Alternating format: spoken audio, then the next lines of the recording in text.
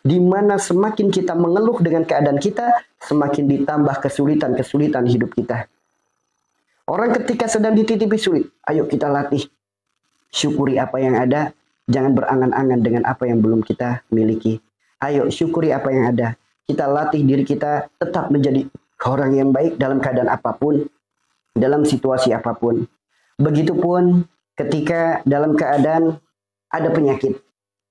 Memang orang ketika dikasih penyakit, jarang ada orang yang bisa nyaman dengan penyakitnya. Tidak sedikit ketika dikasih sakit, justru isinya keluh kesah. Merasa dunianya rugi, merasa dunianya terbatas, aktivitasnya terbatas, bahkan nikmat makannya saja berkurang. Inilah orang sakit. Padahal sakit adalah bentuk cinta dan kasih sayang Allah kepada kita. Kenapa bentuk cintanya dalam bentuk sakit? Karena Allah tahu, boleh jadi ada dosa yang terus bertambah. Kesalahan yang terus dilakukan. Istighfar yang jarang. Meminta ampunan yang jarang. Tobat yang gak pernah. Daripada kebablasan sampai di akhirat nantinya menyesal di akhirat. Allah berikan teguran sebagai bentuk cinta dan kasih sayang Allah kepada kita. Karena sakit adalah bentuk cinta dan kasih sayang Allah kepada kita. Saking cintanya Allah sama kita, Allah gak mau akhirat kita sengsara. Saking sayangnya Allah sama kita, Allah nggak mau akhirat kita menderita. Maka ditegurlah dengan perantara sakit. Mungkin teguran itu udah datang dengan bentuk-bentuk yang lain. Namun kitanya tetap masih belum sadar akan kesalahan. Lewat perantara sakitlah Allah tegur itu. Ya, ketika sedang dikasih sedang diberikan cinta, sedang diberikan kasih, sedang diberikan sayang, itu anggap saja hadiah. Sakit adalah hadiah terindah dari Allah. Jika kita bisa ridho menerimanya, sabar menjalaninya. Kenapa? Di saat orang sedang sakit, ia ridho menerimanya, sabar dalam menjalaninya. Allah gugurkan dosa-dosanya, Allah ijabah segala doanya. Mau dapat hadiah yang indah? Mau nggak dapat hadiah yang indah? Digugurkan dosa-dosa, diijabah doa-doa. Mau nggak? Momen yang emas ini, ayo jangan jadikan sakit kita rugi dunia, bangkrut akhirat. Karena ada orang ketika dikasih cinta, dikasih kebaikan oleh Allah, dikasih hadiah oleh Allah, bukannya jadi kebaikan, justru malah jadi kerugian di alam dunia, jadi kebangkrutan di alam akhirat. Ya, ketika di alam dunia udah mah rugi, dikasih sakit, yang lain pada sehat, dia sakit. Dia isi sakitnya dengan keluh kesah. Dari keluh kesahnya menjadikan malas dalam segala hal, manja dalam segala hal, sehingga tidak sedikit merepotkan orang-orang terdekat. Sampai harus jual tanah, jual warisan, jual rumah, jual kendaraan, demi untuk sakitnya. Rugi nggak? Rugi. Udah mah rugi, ibadahnya makin jauh, bangkrut akhiratnya. Jangan sampai rugi dunia, bangkrut akhirat. Jangan sampai. Yuk, jadikan sakit kita hadiah dari Allah ini, jadikan momen emas. Kenapa? Allah gugurkan setiap dosa, Allah ijabah setiap doa. Bagi siapa? Bagi yang ridho menerima penyakitnya, sabar dalam menjalaninya. Maka ayo latih diri kita untuk terus sabar dalam menerima penyakit kita, dalam menjalani sakit-sakit kita. Kita harus belajar menerima. Orang lagi dikasih hadiah, dengan harapan dari hadiah itu jadi berubah. Bukannya berubah, malah mendua. Ya, semisal Bapak punya kesalahan. Saking sayangnya ibu sama bapak, biar kesalahannya nggak terus-terusan, ibu kasih hadiah nih. Ibu kasih hadiah terindah. Kadonya bagus, isinya bagus, ya, dikasihkan ke bapak. Harusnya orang mendapat hadiah itu harusnya bahagia apa sedih? Harusnya bahagia apa marah? Harusnya bahagia apa meratap? Orang dapat hadiah itu harusnya bahagia. Namun gimana kalau semisal ibu ngasih hadiah ke bapak? Bapak bukannya bahagia, bapak malah manyun. Kira-kira perasaan ibu gimana? Ibu ngasih hadiah nih ke bapak dengan harapan bapak bisa berubah. Seharusnya bapak dikasih hadiah itu bahagia, bapaknya malah manyun. Kira-kira perasaan ibu gimana? Kecewa nggak? Kecewa, sedih. Tuh, udah mah harusnya bahagia, dia malah manyun. Tiba-tiba ngomong, ini dari mana datangnya?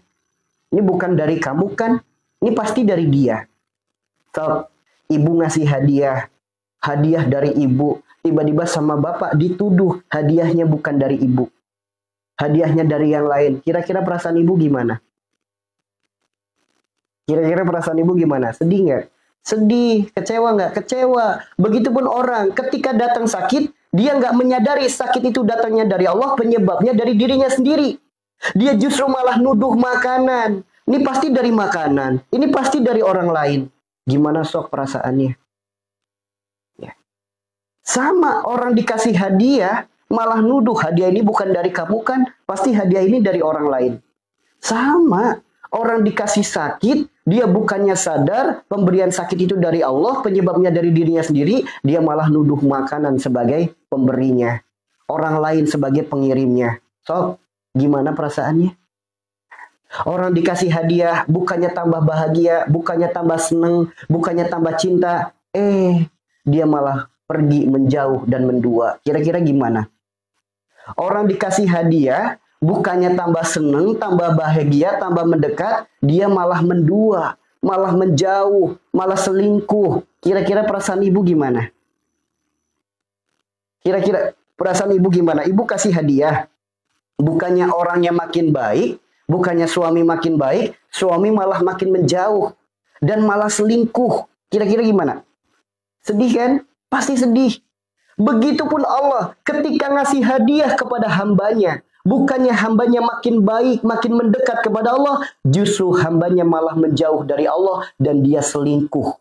Dia lebih percaya jimat, lebih percaya kemusyrikan, lebih percaya cek kodam, lebih percaya minyak ruqyah, lebih percaya garam ruqyah, lebih percaya madu ruqyah. Apalagi pakai mahar-mahar, kemudian pakai ijazah-ijazah. So, gimana? Yuk renungkan saudaraku. Jangan sampai hadiah terindah dari Allah justru malah menjadi malapetaka diri kita. Rugi dunianya, bangkrut akhiratnya. Ya, rugi dunianya, bangkrut akhiratnya. Jangan sampai sakit kita membuat kita rugi dunia, bangkrut akhirat. Yuk kita latih sakitnya kita, jadikan pijakan-pijakan anak tangga untuk kita lebih dekat kepada Allah. Begitu sensasinya muncul, sok latih dengan apa? Ridho menerimanya. Memohon ampun atas penyebabnya. Astagfirullahaladzim. Ampuni dosa-dosa hamba ya Allah. Alhamdulillah, Engkau masih ingatkan hamba dengan dosa. Sok. Allah bidikrilah tatmainul qulub. Hanya dengan mengingat Allah, hati akan menjadi tenang. Apapun sakit yang kita alami, sakit yang kita rasakan, begitu muncul rasa sakitnya, yang kita ingat Allahnya dulu. Sok. Pasti pertolongan akan dekat. Namun kalau yang diingat obatnya dulu, Allahnya nggak diingat, dosanya nggak diingat, inilah penyebab sulitnya sembuh. Sebagai gambaran, orang sakit kepala yang pertama kali diingat apa? Obat sakit kepala. Orang sakit perut yang dicari obat sakit perut. Namun giliran hatinya berpenyakit, boro-boro diobatin. Sadar hatinya sakit juga enggak. Bagaimana mau sembuh penyakitnya? Namun harus dipahami ya teman-teman ya, sembuh itu ada dua. Satu, sembuh berkah. Dua, sembuh istidraj. Sembuh berkah itu sembuh yang melahirkan keimanan, ketaatan, sembuh yang melahirkan pribadi dan ibadah semakin baik. Ini sembuh berkah. Sedangkan sembuh istidraj tidak merubah apapun dalam dirinya. Sifat perilaku perbuatannya masih aja seperti itu. Ibadahnya nggak ada peningkatan sama sekali. Ini adalah sembuh istidraj. Sembuh istidraj itu apa? Azab yang dibalut dengan kebahagiaan. Jangan cari yang istidraj. Maka nggak usah cemburu sama orang-orang yang sembuh dari penyakitnya, ibadahnya nggak dijalanin, sifat perilaku perbuatannya nggak dirubah. Itu sembuh istidraj. Sesungguhnya dia sedang diazab oleh Allah. Namun azab yang dibalut dengan kebahagiaan. Mau dapat sembuh kayak gitu? Nauzubillah ya teman-teman ya. Maka ayo. Hanya sangat sedikit orang yang memikirkan sembuh saya ini sembuh berkah apa sembuh istidraj. Hanya sedikit orang yang memikirkan sampai ke sana. Bagi mereka sakit yang penting sembuh, sakit yang penting sembuh. Nggak peduli sembuhnya seperti apa.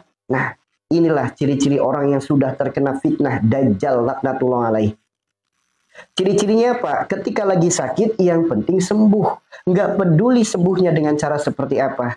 Kenapa? Rasulullah berpesan, wahai umatku, perbanyaklah doa kepada Allah, memohon perlindungan dari Allah agar dilindungi dari fitnah Dajjal laknatullah alaih. Kenapa? Karena Dajjal akan turun dengan membawa gunung emasnya.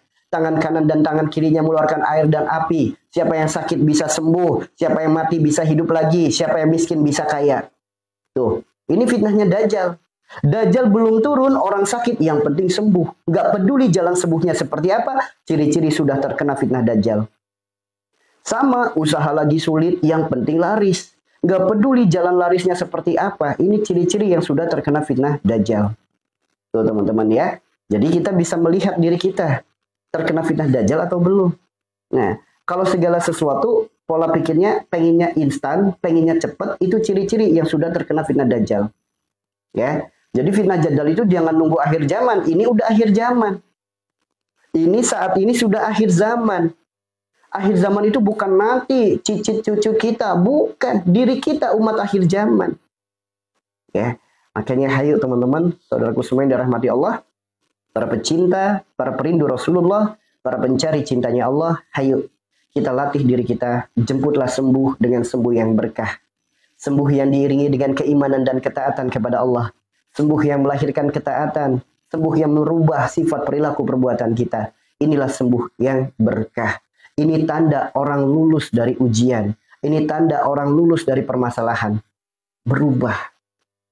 Adanya perubahan. Karena dosa yang boleh jadi terus bertambah. Istighfar jarang. Kesalahan yang terus diperbuat. Ya, mohon ampunnya jarang. Ditegur sama Allah lewat perantara sakit. Maka gerbang utama dari sembuh adalah kesadaran akan dosa. Gerbang utama dari sembuh adalah kesadaran akan kesalahan. Orang yang sadar sakitnya gara-gara dosanya, sakitnya gara-gara kesalahannya, ini adalah orang yang akan mendapatkan sembuh yang berkah. Mau dapat sembuh berkah? Mau dapat sembuh berkah teman-teman? Pasti mau ya, pasti rata-rata mau ya. Pasti pengen dapat sembuh yang berkah. Ayo sama-sama kita ikhtiarkan jemput sembuh dengan sembuh yang berkah. Ya, sembuh yang berkah itu indah teman-teman. Bahkan sembuh berkah itu ciri-cirinya apa? Gak ngeluarin banyak duit, gak merepotkan orang lain. Tuh ciri-cirinya nih, gak ngeluarin banyak duit, gak merepotkan orang lain. Ini salah satu ciri-cirinya. Maka kalau ada orang yang sakit udah habis-habisan hartanya, nah, ada apa dengan hartanya? Tuh. Karena sebetulnya sembuh itu mudah, sembuh itu murah, sembuh itu gratis jika Allah sudah meridhoi sembuh. Ya, karena wa idza maritu fahuwa yasfin, sebagaimana firman-Nya, sembuh itu milik Allah. Yang Maha menyembuhkan itu Allah. Jika Allah sudah menghendaki kita sembuh, satu butir nasi bisa jadi jalan sembuh kita. Jika Allah sudah meridhoi kita sembuh, seteguk air putih bisa jadi jalan sembuh kita. Lantas apa yang menghalangi sembuh itu datang? Kesadaran kita yang menghalangi sembuh itu datang. Hayu, jangan sampai sakit kita malah menutup kesadaran, malah munculnya keburukan. Sob, 3 perkara yang menjadikan penyakit sulit sembuh.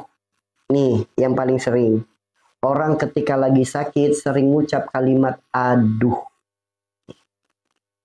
Aduh. Seandainya aku nggak sakit, mungkin aku bakalan gini. Nih, orang-orang yang seperti ini pasti sulit dapat sembuhnya. Sulit pasti. Makanya siapapun di sini yang lagi sakit, kalau pengen cepat sembuh, yuk kalimat seandainya, kalimat aduh itu dieliminasi dari diri kita. Jangan sampai sakit dikit, aduh. Jangan sampai sakit dikit, aduh. Jangan. Ya. Yang kedua, penyebab sakit sulit sembuh, mengeluh. Karena jelas sekali, ayat-ayatnya banyak sekali dari orang-orang mengeluh. Jawaban apa? Allah bersama dengan orang yang sabar. Allah menambah nikmat kepada orang yang bersyukur. Azab Allah sangat pedih kepada orang yang kufur. Karena mengeluh itu bagian daripada kufur nikmat. Dan lihat, di Al-Quran disebutkan, semakin mengeluh semakin ditambah kesulitan.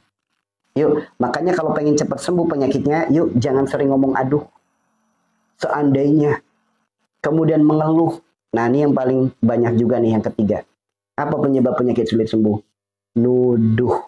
Nah, orang yang sering nuduh penyakit itu sulit sembuh. Maksudnya nuduh itu apa? Nuduh makanan. Gara-gara makan itu saya jadi sakit. Jangan makan itu nanti jadi sakit. Gara-gara dia saya jadi sakit. Sakit saya gara-gara perbuatan dia. Sakit saya gara-gara perilaku dia. Jangan. Aduh, ngeluh, nuduh. Inilah 3 perkara yang menjadikan penyakit sulit sembuh. Ya, kalau itu masih ada dalam diri kita, sulit. Apalagi udah menuduh, jadinya fitnah. Seakan-akan sakitnya gara-gara kiriman, gara-gara santet, gara-gara guna-guna. Alah, itu kalau udah terkena virus seperti itu, sulit sembuhnya teman-teman. Sulit sembuhnya. Ya, makanya kalau nggak pengen sakitnya lama-lama, ayo awali jemput sembuh itu dengan kesadaran akan dosa. Orang yang sadar dengan dosanya, sadar dengan kesalahannya, inilah gerbang terbuka jalan sembuhnya. Ya, karena sembuh milik Allah. Emang Allah nitip kita penyakit, Allah sedang nyuruh kita cari obat. Emang Allah nitipin kita penyakit, emang Allah sedang nyuruh kita berprasangka buruk. Apakah Allah nitipin kita penyakit, Allah sedang nyuruh kita menyalahkan makanan? Kan enggak. Allah menitipkan kepada kita penyakit, Allah berpesan. Allah berpesan pada diri kita. Apa pesan Allah? Ya ayyuhalladzina amanu tubu ilallahi taubatan nasuha. Taubat pesan Allah. Yang dipanggil siapa? Manusia yang beriman. Karena bagi manusia yang beriman, begitu sakit dia segera taubat. Namun bagi manusia yang lemah iman, begitu sakit boro-boro taubat. Dia hanya sibuk cari obat, sibuk ikhtiar ke sana kemari, sibuk menyalahkan ini, menyalahkan itu, dan lain sebagainya. Ini bedanya orang beriman dan orang yang lemah iman. Orang yang beriman sakitnya apa? Langsung tobat. Yuk, renungkan. Inilah gambaran keimanan kita. Begitu datang sakit ingat dosa tobat, atau begitu datang sakit justru malah ikhtiar ke sana kemari, tobatnya nggak dikerjakan. Ini gambaran. Iman kita itu bagus atau iman kita masih lemah. Ini gambarannya. Bahkan sekarang fitnahnya itu ngeri akhir zaman itu. Teknologi makin berkembang. Kemudian segala sesuatu di dunia ini segalanya itu dipermudah. Akses semua dipermudah. Namun ada penyakit yang luar biasa. Penyakit apa? Penyakit bermasalah dengan mental. Jadi akhir zaman ini segala teknologi berkembang, namun mental lemah. Mental itu iman. Imannya lemah. Orang justru malah timbul ketakutan, kekhawatiran, kecemasan dalam hidupnya. Padahal semuanya dipermudah, fasilitas dipermudah. Namun lemah imannya menjadikan rusak mentalnya. Sehingga zaman sekarang penyakit yang paling banyak itu apa? Gangguan mental. Paling banyak. Ya, ciri-ciri orang yang terkena gangguan mental. Setiap hari mengalami rasa takut yang berlebih. Ketakutan, kekhawatiran, kecemasan. Takut akan kematian. Takut dengan hal-hal yang sederhana. Takut dengan kipas angin. Takut dengan angin. Takut dengan dingin. Takut mandi. Dengar suara takut. Ketemu banyak orang takut. Ini ciri-cirinya ini. Dan akhir zaman itu banyak sekali yang mengalami penyakit ini. Karena penyakit ini sudah diwanti-wanti oleh Rasulullah, namanya adalah wahan. Wahan itu apa? Berawal dari ubud dunia, kecintaannya kepada dunia yang berlebih, ketakutan, kekhawatiran, kecemasannya. Berlebih. Berlebih. Ketakutan, kekhawatiran, kecemasan berlebih kepada dunia. Akhirnya apa? Berujung pada ketakutan-ketakutan akan kematian. Takut mati, takut nggak punya, takut besok gimana. Punya ketakutan, kekhawatiran, kecemasan. Banyak ya yang sedang ngalamin itu. Banyak. Nah, nanti dari mentalnya seperti itu akan muncul penyakit-penyakit yang 1001 sensasi. Berawal dari sakit daerah perut, lambungnya sakit, panas, perih dada di ulu hati, sampai tembus ke kerongkongan. Kemudian sakit pula lambungnya, sakit jantungnya, sakit kepalanya, sakit pundaknya, sakit belikatnya, nafas seakan pendek, detak jantung seakan hilang, bahkan BAB berdarah, pipis berbusa, pipisnya panas, kaki gemetar, pengen berdiri lemah, sempoyongan. Ada nggak yang ngalamin itu? Itu penyakit yang paling banyak saat ini. Penyakitnya paling banyak, namun yang sembuhnya sedikit. Harusnya penyakit banyak, yang sembuh juga harusnya banyak kan? Penyakitnya banyak, yang sembuh sedikit. Kenapa? Sedikit orang yang mau memperbaikinya. Padahal firman Allah jelas, Allah tidak akan merubah suatu kaum sebelum ia merubah dirinya sendiri. Nah, orang yang sedang terkena penyakit ini disuruh berubah itu sulitnya minta ampun. Kenapa? Karena terhalang oleh alibinya, terhalang oleh egonya, terhalang oleh nafsunya, terhalang oleh was-wasnya. Ketika dikasih nasihat supaya berubah, apa jawabannya? Ngomong mah gampang. Soalnya kamu nggak ngerasain apa yang aku rasakan. Soalnya kamu nggak tahu ujian aku saat ini seperti apa. Nggak ada di muka bumi ini yang ujiannya lebih berat dari saya. Yang masalahnya lebih berat dari saya.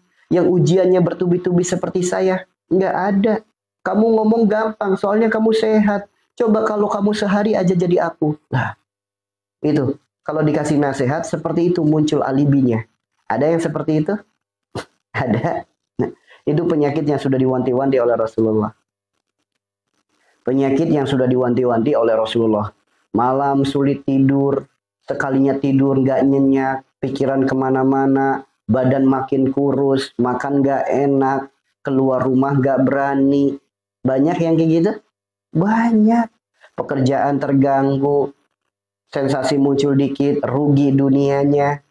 Sensasi muncul dikit, bangkrut akhiratnya. Kenapa? Diisi dengan keluhan. Ada yang kayak gitu? Tuh teman-teman. Banyak yang kayak gitu. Ya, bismillah, semoga kita semua yang ada di room ini dijauhkan dari penyakit-penyakit ini ya. Dan teman-teman yang sedang mengalami penyakit ini, semoga Allah kuatkan kesabarannya dalam menjalaninya. Allah bimbing hatinya, Allah bimbing sikap perilaku perbuatannya untuk berubah. Ingat, Allah tidak akan merubah suatu kaum sebelum ia merubah dirinya sendiri. Maka kalau yang pengen sembuh harus berubah. Bagaimana jalannya berubah? Hanya satu jalannya, yaitu ketaatan. Ya. Hanya satu jalannya, yaitu ketaatan. Semakin taat sama Allah, sembuh. Hanya itu jalannya. Karena mental itu berkaitan dengan jiwa. Maka orang ketika mentalnya bermasalah, secara medis pengobatannya ke spesialis jiwa, ke psikiater. Itu secara medis. Kenapa? Alat medis tidak bisa mendiagnosa penyakitnya. Karena ini penyakit mental. Penyakit jiwa. Ya. Penyakit mental, penyakit jiwa. Nah, kalau di bahasa kita namanya penyakit ruhani. Penyakit ruhani itu nggak bisa diobatin dengan obat-obatan kimia. Nggak bisa diobatin dengan herbal. Nggak bisa diterapi dengan refleksi dan lain sebagainya. Nggak bisa. Penyakit hati obatnya hanya dengan ketaatan. Apa itu obatnya penyakit hati? Obat hati itu ada 5 perkara. Yang pertama baca Quran dan maknanya. Ini obatnya. Sebagaimana Allah berfirman, ya ayuhan nas qad ja'atkum mau'izatun min rabbikum wa syifaa'un lima fis sudur wa huda wa rahmatul lil mu'minin.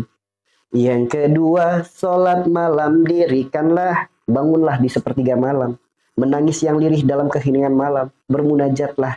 Cukup alam semesta menjadi saksinya, malaikat yang mengaminkan doanya. Karena Allah turun ke langit bumi di sepertiga malam. Siapa yang meminta ampunan Allah ampuni, siapa yang meminta Allah beri, siapa yang memohon Allah kabulkan. Maka bangunlah di sepertiga malam. Yang ketiga, berkumpul dengan orang-orang soleh. Yuk, berkumpullah dengan orang-orang soleh. Karena kita sebagaimana teman kita. Kalau kita kumpul, maaf, dengan pedagang parfum, kita ikut bau wanginya. Ketika kita kumpul, maaf, dengan orang-orang yang kotor, maka kita akan ikut juga aroma kotornya. Yuk. Ya. Yang keempat, puasa. Karena puasa adalah jalan penyembuhan terbaik. Puasa bukan hanya sembuh jasadnya, sembuh pula ruhaninya. Karena puasa adalah terapi terbaik yang ada dalam kehidupan ini. Puasa adalah terapi terbaik. Yang kelima, banyak zikir dan sholawat. Apapun masalah kita, ingat Allah bukan untuk dipikir. Apapun kesulitan kita, ingat Allah bukan untuk dipikir. Karena otak kita tidak akan pernah mampu menampung pikiran-pikiran yang senantiasa kita lakukan. Gak akan mampu, kapasitasnya terbatas. Pikiran gak pernah istirahat, badan makin kusut, badan makin kecil, badan makin kurus, organ tubuh makin bermasalah. Tuh, orang kalau banyak pikiran, badannya makin kurus, badannya makin kusut, badannya makin kecil, organ tubuh makin banyak yang bermasalah. Makanya orang yang terkena penyakit ini muncul sensasi 1001 sensasi. Ya. Dipikir, jangan dizikirin, jangan dipikirin. Karena kalau kita pikirin doang masalah, nggak akan pernah selesai. Kalau hanya ini gimana ya jalan keluarnya, ini gimana ya jalan keluarnya, sulit. Kenapa sulit? Karena manusia punya kendala. Namun jika Allah sudah ikut adil, Allah yang maha memiliki kendali. Manusia punya kendala, Allah punya kendali. Jika Allah sudah ikut andil, tidak ada yang mustahil. Kebanyakan manusia yang terkena penyakit ini tidak melibatkan Allah dalam urusannya. Dia tidak bersandar kepada Allah. Dia hanya sibuk dipikirin doang. Makanya makin banyak masalahnya. Orang banyak pikiran, hidupnya akan jadi masalah. Namun orang banyak mengingat Allah, hidupnya akan jadi berkah. Mau pilih yang mana? Masalah mau dipasrahkan kepada Allah atau mau dipikirin? Ya kan tetap harus ada jalan keluar. Gak usah dipikirin jalan keluarnya. Karena Allah sendiri yang menjamin. Wa may yattaqilla yaj'alhu makhraja wa yarzuqhu min haitsu la yahtasib wa may yatawakkal 'alallahi fahuwa hasbuh innallaha balighul amri. Tugas kita adalah bertawakal kepadanya. Dengan tawakal kita bersama, Allah berikan jalan keluar dari arah yang tidak kita sangka-sangka. Gak usah dipikirin nanti jalannya gimana, nanti ini gimana. Akan datang sendiri, Allah akan bimbing langkah kaki kita untuk keluar dari permasalahan hidup kita. Tuh teman-teman, inilah keimanan. Inilah keimanan. Oke? Maka, yuk jangan sampai urusan dunia malah merugikan kita. Badan jadi pada sakit. Sob, orang yang terkena asam lambung, panic attack, anxiety, penyakit GERD. Gara-gara pikiran dunia, badan jadi sakit. Setiap hari dihantui oleh ketakutan, kekhawatiran, kecemasan dunia. Inilah penyakit wahan. 1400 tahun yang lalu udah diwanti-wanti oleh Rasulullah. Berawal dari ubud dunia, berujung pada takut mati. Maka kalau pengen sembuh, perbaiki penyebabnya, bukan sibuk cari obatnya. Allah titipkan pesan, bukan cari obat, melainkan taubat. Kalau kita hanya sibuk cari obat, penyebabnya tidak diperbaiki, mau sampai kapanpun sembuh itu tidak akan terjadi. Sembuh hanyalah mimpi. Karena bagaimana mungkin atap yang rusak, atap yang bocor, kita hanya sibuk cari ember, cari baskom. Bagaimana mungkin ember dan baskom bisa menyembuhkan atap yang bocor? Gak mungkin. Maka apa? Perbaiki atapnya yang rusak. Maka tanpa ember, tanpa baskom, bocornya sembuh teman-teman. Jika atapnya diperbaiki. Kalau mau memperbaiki atap aja nggak mau, hanya sibuk cari ember, cari baskom, ya mau sampai kapanpun nggak bakal sembuh. Itulah gambaran penyakit. Ya, itulah gambaran penyakit. Datang hujan, bocor lagi. Datang masalah, kambuh lagi. Datang pikiran, kambuh lagi. Datang kesulitan, kambuh lagi. Ya mau sampai kapanpun nggak akan sembuh. Makanya perbaiki penyebabnya, bukan sibuk cari obatnya. Bukan sibuk ikhtiarnya. Perbaiki penyebabnya. Perbaiki. Oke? Waalaikumsalam. Anak saya space delay. Penyebabnya apa? Solusinya bagaimana? Segala penyakit yang berkaitan dengan anak yang belum balik. Penyakit yang berkaitan dengan dosa orang tuanya. Dosa gerbangnya dosa adalah sifat, perilaku, perbuatan, ucapan. Adanya anak terkena speech delay. Berkaitan dengan ucapan. Stop. Diingat-ingat, apa kabar ucapan kita, batin kita saat sedang hamil, terhadap pasangan kita, terhadap orang tua kita, terhadap mertua kita. Ada nggak ngebatin? Ada nggak ucapan yang menggores luka hati orang tua? Ada nggak ucapan yang menggores luka hati suami? Atau kebalikannya, ucapan suami yang menggores luka hati istri? Ada nggak ucapan yang menggores luka hati mertua? Yuk. Maka bagi anak yang terkena speech delay, ayo orang tuanya saling minta maaf dan memaafkan. Minta maaf pula kepada anaknya. Dan jangan lupa minta maaf kepada orang tua dan mertuanya. Lalu kerjakan kafarot, gugurkan dosa janji dan sumpah-sumpah, ucapan-ucapan yang pernah kita lakukan, gugurkan. Kenapa? Menggugurkannya itu wajib. Sebagaimana firmannya Al-Quran surat At-Tahrim ayat 2. So, maka wajib hukumnya untuk menjalankan gugurkan janji dan sumpah. Bagaimana cara menggugurkannya? Allah berfirman dalam Al-Quran surat Al-Ma'idah ayat 89. Itu cara menggugurkannya. Namanya kafarot. Ya, maka langkah pertama saling minta maaf dan memaafkan antara ibu dan bapaknya. Minta maaf pula kepada anaknya. Minta maaf. Minta maaf itu bukan hanya sebatas jabat tangan, minta maaf ya, iya. Bukan hanya sebatas itu. Akui kesalahan kita dan berjanji untuk tidak ngulangin lagi. Itu minta maaf. Lepaskan segala belenggu-belenggu, unek-unek, lepaskan semuanya. Itu baru namanya minta maaf. Nah, kemudian minta maaf pula kepada orang tua dan mertua. Minta maaf. Ya, minta maaf. Kemudian gugurkan tuh perkara ucapan. Gugurkan perkara ucapan. Perkara ucapan itu apa? Ucapan-ucapan kita, mungkin ada ucapan yang menyakiti, mungkin ada sumpah serapah yang pernah kita ucapkan, mungkin ada janji dan sumpah yang pernah kita lakukan, janji dan sumpah yang kita langgar. Itu Allah berfirman wajib hukumnya untuk digugurkan. Silakan buka Al-Quran surat At-Tahrim ayat 2. Wajib hukumnya untuk digugurkan. Wajib. Berarti kalau nggak digugurin dosa nggak? Dosa. Karena hukumnya wajib. Ya, makanya wajib gugurin itu ucapannya. Bagaimana cara gugurinya? Allah berfirman dalam Al-Quran surat Al-Ma'idah ayat 89. Maka kerjakan itu. Ada 4 caranya. Bagi makanan, bagi pakaian, tenaga, ataupun puasa. Mampunya mana? Kerjakan. Ya. Kalau mampu 4-4-nya silahkan. Ya. Itu caranya seperti itu. Inilah jalan sembuh yang diajarkan oleh Allah lewat perantara firman-firmannya dalam Al-Quran. Yuk. Kenapa kita repot-repot cari ikhtiar dengan jalan yang lain? Kenapa repot-repot cari jalan sembuh dengan yang lain? Bukankah Al-Quran dan Sunnah ini sebaik-baik nasihat? Sebaik-baik petunjuk?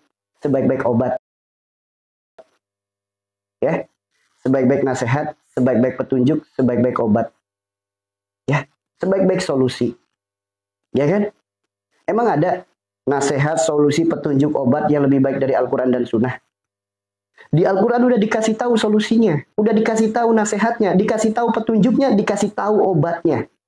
Ada nggak nasihat, solusi, petunjuk, obat yang lebih baik dari Al-Quran dan Sunnah? Kalau ada, tolong saya kasih tahu.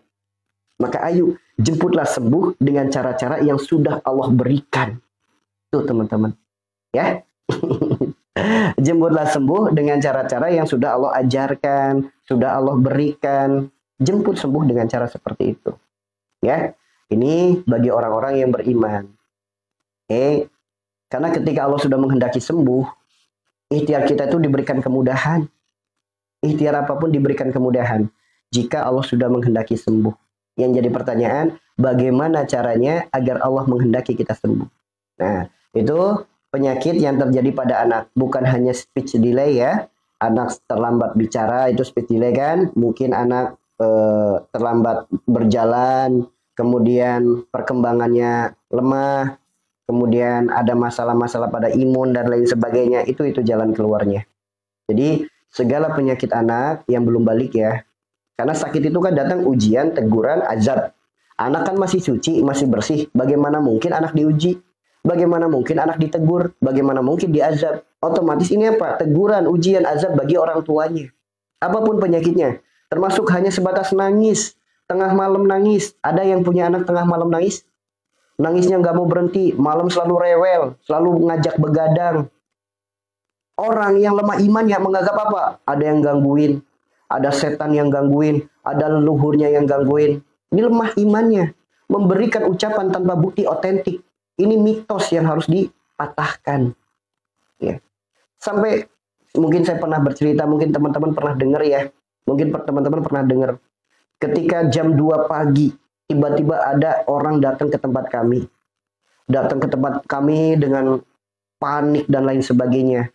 Karena ada anak kecil dari habis maghrib sampai jam 2 itu nangis nggak berhenti-berhenti. Udah didatangkan orang pintar, udah didatangkan macam-macam. Sang nangisnya nggak berhenti-berhenti. Sampai akhirnya jam 2, orang datang ke tempat kami untuk kami datang ke rumahnya. Begitu kami datang ke rumahnya, wah, asumsi ucapan tuh udah banyak banget. Kata ini katanya ada jin dari sini, katanya ada digangguin oleh makhluk ini, digangguin oleh Kata siapa? Kata siapa? Ya, kata siapa adanya kayak gini? Enggak. Anak kecil itu masih bersih, masih fitrah, masih suci, memiliki rasa yang sangat sensitif. Rasa apa? Rasa yang ada di sekitarnya. Apa kabar bapak ibunya? Lagi pada marahan enggak? Nangis bapak ibunya digituin. Sok bapak ibunya saling minta maaf, memaafkan. Saling minta maaf. Kemudian bapak ibunya saling minta maaf. Minta maaf pula tuh, karena kamu masih tinggal dengan orang tua. Minta maaf sama orang tua. Kamu juga mbak, minta maaf sama mertua. Minta maaf. Nangis semua teman-teman. Begitu pecah nangis semua. Diem anaknya. Tuh. Anak tuh sensitif teman-teman. Jangankan anak yang masih bersih. Kita aja yang udah tua. Kalau di dalam rumah ada yang berantem. Kan berasa nggak nyamannya di dalam rumah. Sofa empuk, berasa gak nyaman. Makanan enak, berasa hambar. Sob, kita di dalam rumah ada yang sedang berantem. Gimana perasaannya? Nyaman gak rumahnya? Gak nyaman. Padahal kita udah tua, dosanya banyak. Apalagi anak kecil yang masih suci, yang masih bersih. Pasti sangat merasa gak nyaman dirinya. Dari sini paham? Makanya stop mitos-mitos yang seperti itu. Ya memang ada satu dua yang benar seperti itu. Namun Allah sesuai prasangka hambanya. Kenapa nggak narik diri? Kenapa prasangkanya keluar? Kenapa nggak introspeksi diri? Malah berprasangka buruk kepada yang lain. Nggak ada hikmah dong kalau kayak gitu. Bukankah setiap kejadian itu harus diambil hikmahnya? Kalau lahirnya prasangka buruk, bagaimana mungkin akan jadi hikmah? Malah akan jadinya fitnah. Apa pelajarannya kalau seperti itu? Akhirnya Pak, tawakal berkurang, minta tolong orang pintar mulu. Apa hikmahnya dalam hidup kalau kayak gitu? Gitu ya. Yuk bagi teman-teman yang punya anak sakit-sakitan, yang punya anak sering nangis tengah malam, yang punya anak intinya banyak masalah, yuk stop prasangka buruk. Prasangka buruk keluar itu stop. Yuk introspeksi diri. Apa kabar hubungan kita dengan pasangan kita? Apa kabar hubungan kita dengan orang tua dan mertua kita? Apa kabar? Ya. Ya, itu seperti apa kabar? Bagaimana tanda terkena sihir? Karena ada kejadian-kejadian ganjal. Gini teman-teman. Sebetulnya gini, apapun penyakit kita itu datangnya dari Allah. Meskipun itu dari sihir sekalipun, lewat perantara sihir sekalipun, kalau kita mempelajari sihirnya, munculnya akan jadi prasangka. Apapun penyakit kita, introspeksi diri, itulah jalan keluarnya. Karena prasangka baik kita akan menjadi tolak balanya. Yuk. Kenapa? Ukuran penyakit itu sihir atau bukan, itu tidak bisa diukur dengan, oh ciri-cirinya kayak gini, ciri-cirinya kayak gitu. Enggak semuanya bisa diukur kayak gitu. Contoh lah, sama halnya dengan madu murni, dengan madu palsu. Katanya madu murni nggak digerumutin semut, banyak madu murni digerumutin semut. Katanya madu murni ada gasnya, banyak madu palsu yang ada gasnya. Makanya tolak ukur itu nggak bisa jadi pedoman. Tuh, tugas kita itu prasangka baik, bukan prasangka buruk. Belum tentu sakitnya sihir, karena berprasangka buruk gara-gara sihir, akhirnya terjadi sihir. Kenapa? Karena di dalam tubuh kita ada korin. Korin itu adalah sesuatu yang ada dalam tubuh kita, makhluk yang ada dalam tubuh kita yang mengajak kepada keburukan. Ya, dia tahu apa yang kita prasangkakan, dia tahu dan dia bisa mewujudkan pikiran kita. Karena banyak orang yang sakit sebetulnya tidak sakit. Dia sakit gara-gara pikirannya. Dari pikiran jadi ilusi, dari halusinasi, dari halusinasi akhirnya jadi prasangka buruk. Prasangka buruk jadinya afirmasi, afirmasi akhirnya terhipnotis. Banyak orang yang sakit gara-gara terhipnotis pikirannya sendiri. Banyak. Yuk, makanya ayo berpikir logik aja, berpikir yang waras saja. Memang betul penyakit sihir itu ada. Tugas kita bukan mempelajari sihirnya. Tugas kita segera perbaiki penyebabnya. Bukan sihir dilawan sihir, bukan. Sihir lawan prasangka baik. Karena prasangka baik kita adalah tolak balanya. Sihir lawan dengan taubatan nasuha. Karena itulah jalan sembuhnya. Yang menyembuhkan penyakit kita bukan makhluk. Yang menyembuhkan penyakit kita Allah. Ketika terkena penyakit sihir, jangan dilawan dengan sihir. Jangan. Lawanlah dengan taubat. Lawanlah dengan prasangka baik. Allah tidak akan merubah suatu kaum sebelum ia merubah dirinya. Kalau udah tahu penyakitnya penyakit sihir, dilawan dengan sihir, apa hikmahnya dalam hidup? Bukankah Allah titipkan penyakit karena adanya dosa? Sebagaimana sabda Rasulullah. Lantas apa pelajaran untuk kita? Kalau ada penyakit, prasangkanya buruk. Gitu ya. Ayo, jemputlah sembuh dengan sembuh yang berkah. Sembuh yang diiringi dengan keimanan dan ketaatan kepada Allah. Nanti deh. Ya, teman-teman.